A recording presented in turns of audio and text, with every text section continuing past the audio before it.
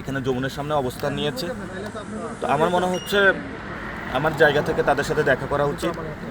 আমি তাদের সাথে দেখা করেছি এবং ওনারা একটা টাইম ফ্রেম দিয়েছেন যে এই বিষয়ে সরকার অ্যাড্রেস করা উচিত।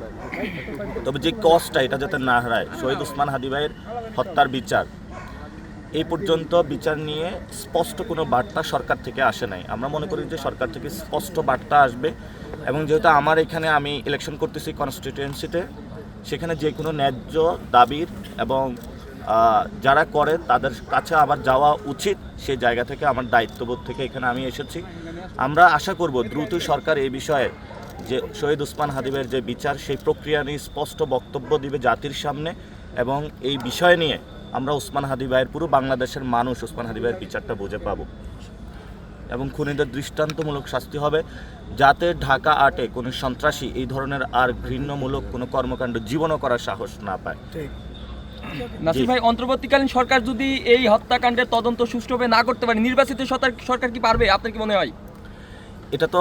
এটা কোনো সরকার না, এটা হলো বিচার ব্যবস্থার উপরে। আমাদের বিচার ব্যবস্থা খুবই ভঙ্গুর পর্যায়ে, বিচার ব্যবস্থা সুসংহত করা হয় নাই বলে কিন্তু আজকে এই অবস্থা।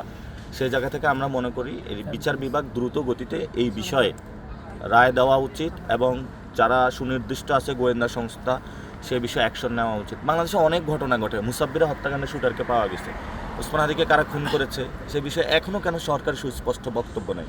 সরকারের এই বিষয়ে মুখ খোলা উচিত।